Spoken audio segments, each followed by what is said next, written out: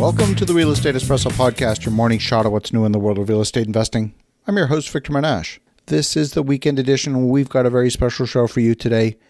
We've got a very special guest. He's a repeat guest. He's none other than Mr. George Ross.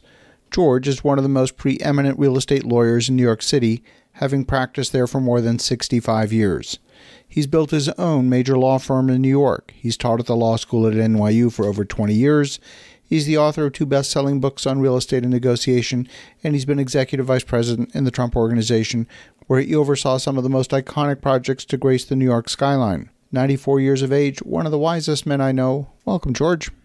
Hi, Victor. How are we doing? Very well. Yourself? Good. You're back in New York? Yep, back in New York. Must be nice to be home. Although you were home in Florida, too. True. Great to have you here again, George. Yeah, it's good to be here. I'll start with something that I know has been a topic of conversation over the last several months. It seems to be making headlines on a daily basis. And it's almost impossible as investors, as developers, to enter into a conversation without the word inflation coming up in the conversation. And every investor, every developer I speak with is having a really hard time modeling their projects just with the uncertainty of this fluid environment that we're in. You know, we can't predict what interest rates will be in 18 months when we're converting from construction financing to permanent. And investors obviously want certainty that we can't give them.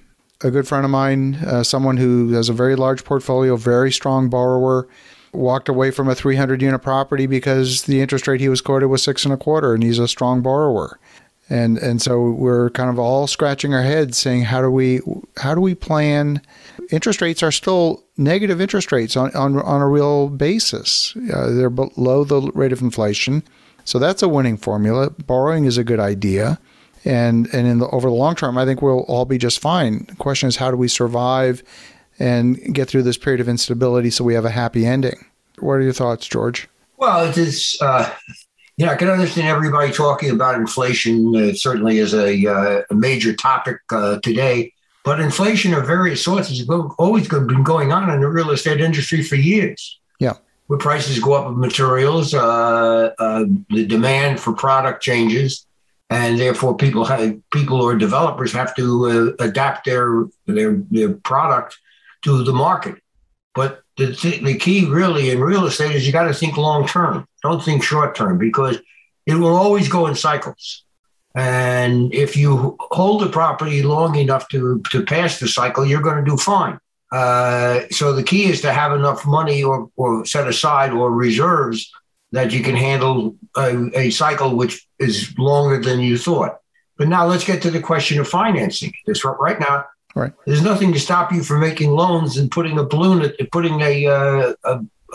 clause at the end of it. So say now that for 2 years, or say during the period of construction, we'll say 2 years is, but you put an interest factor on it you can live with. What is that interest factor? Give me a number. Well, for a construction loan, I'd be fine with, say, 8.5%. Okay, so you're saying 8.5%. So make a deal with the construction lender, all right? Did you have the right to extend it for another 3 years at 10%, 11%? Okay. All right, now, you don't have to take it. But if you do it at this point, you have the option of doing that. Now, you may have to pay a little extra for that, for the privilege of knowing you have the financing, but it's a good safety valve. As long as you have the right to prepay, and you take into account when you prepay, you can take into account if interest rates go up, you can stop the funding at this because you're fixed at a given number. If the interest rates go down, you prepay and you borrow at a cheaper rate. Understand, banks have plenty of money.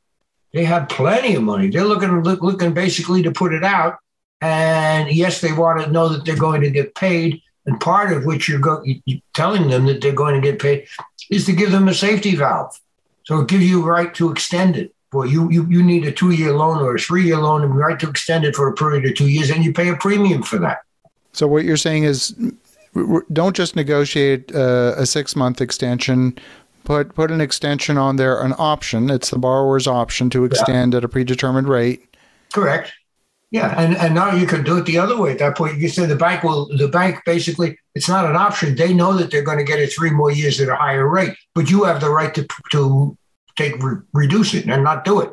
Okay, so the yield maintenance terms need to be not too punitive. Maybe it's a couple of months of interest or something like that.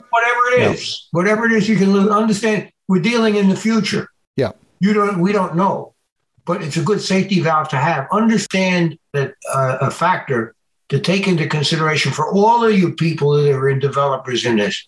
Banks want one thing. What is that? To get their money back. That's all they're looking for, to get their money back. Now, if they can't get as much return as they want, so what do you think they do? They reduce the return. They learn to live with it. So that's why you don't have too many foreclosures going on, because the banks don't want to own the property, and the banks don't, and the courts don't like foreclosures in hard times. So you're trying to presuppose now something that's going to happen in the future. It's hard to do. It's hard to predict. But there's one thing that I can say absolute certainty is that real estate will always catch up with inflation. It's just a question of when. It has to.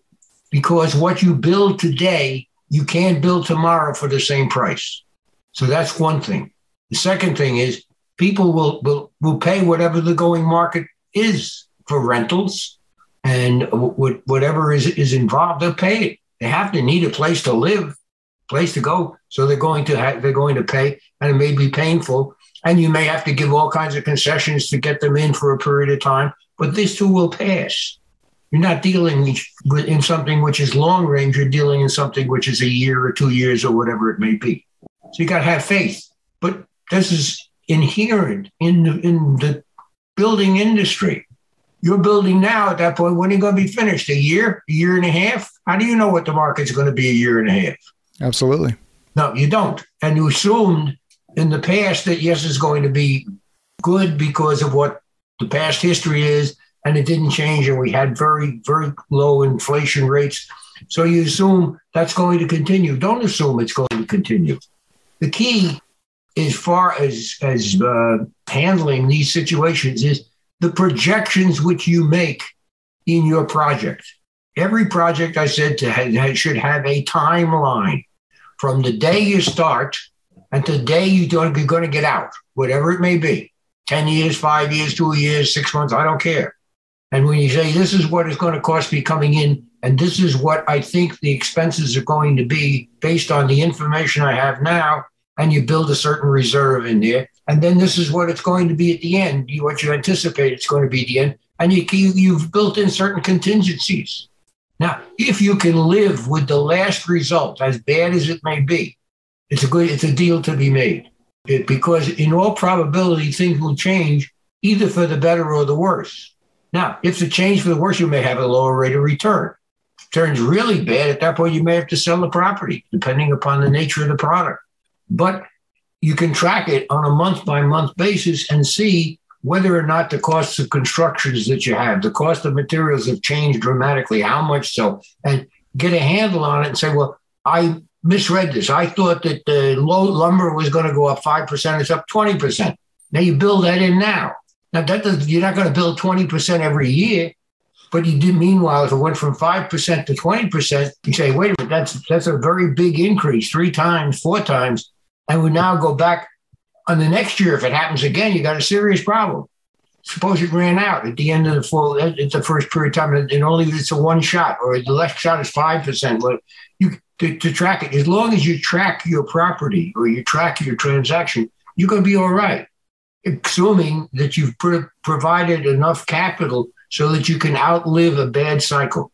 You want to put enough money aside for a year, maybe in this instance, put aside for 2 years on the calls. Now, when you talk to your investors the same way, right now, this is the money you're going to put in. I may have to call upon you to increase your capital, in which case they will. That's part of the deal. A possible call happens every time, certainly in major real estate transactions. I've had it as an investor where I was an investor in real estate transactions, and I was subject to a call, but I knew it. And when I went into the transaction, I knew the developer, and I knew, good, there's a possibility of a call. But over the period, so I have to put in money now that I didn't anticipate, but over the period of time, the project would become a good project. You refinance, you get so you could outrun the cycle. What are your thoughts on putting in a capital call preemptively to just increase reserves, not knowing that you're going to need them? You're going to share the crap out of your investors. Okay. Right. But the idea that there's going to be a call is something that you can put in their minds. Now, also, you can put a penalty in if they don't meet the call. Mm-hmm.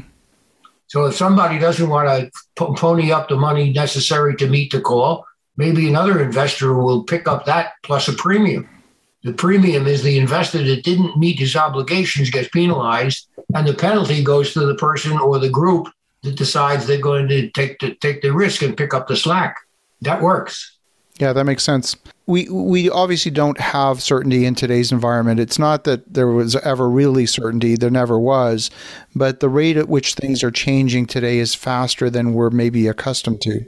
Yeah, but wait a minute. But you never had the protection in the environment or the lending environment. It was never as stable in every respect that people have a tendency to believe that it's not going to change. However, what's going on, it's so dramatic. They're not used to it. So therefore, they immediately say, oh, wow, this is terrible. I got to get out of the stock market. What are you going to get out of the stock market? Where are you going to put your money? In your mattress? What are you going to do? So there's an overreaction because times are so unusual that you can't figure it out. But this has happened before. I remember interest rates at 20%. Yeah. Yeah, but the buildings got built with interest rates at 20%. Which is hard to believe. Yeah. So it's the nature of the lending market and the products. But the more you try to predict with certainty what is going to happen, the more difficulty you're going to have because you can't predict it with certainty. It's going to change from week to week, month to month. Certain factors are going to be in. I mean, whoever figured that the price of lumber would go up 150%? Yeah. For somebody who wanted to build now. Now, if you don't want to build now, that's a different story. So supply and demand certainly are very important in every facet of business, certainly as far as real estate is concerned. I mean, I remember I represented a builder and needed $2 million worth of steel at the time. And it was a lot at that time because we're talking about a lot of years ago. And the company that had the steel in South America, I think it was Argentina, what have you, here it is. I'll sell you the $2 million worth of steel, and here's the price, and my price is good for 20 minutes. But inflation was 300% at that time in that country. Sure. We don't have it here. We haven't had it for years, which is good. It can be controlled, but it's right now, you're going through something and say, wow, what a drastic change. Yes, it is a drastic change, but we've been living really good for a long period of time. And real estate has always been good if you have the right product and you can hold it for the long period of time. I love my conversations with George. He has the perspective and wisdom that comes from having seen multiple economic cycles. He's ridden these waves up and down. He's gone through the thick of the most difficult times, not only for his own portfolio, but also having rescued the Trump organization from bankruptcy on multiple occasions. I take George's advice and perspective to heart. As you think about that, have an awesome rest of your weekend. Go make some great things happen. We'll talk to you again tomorrow.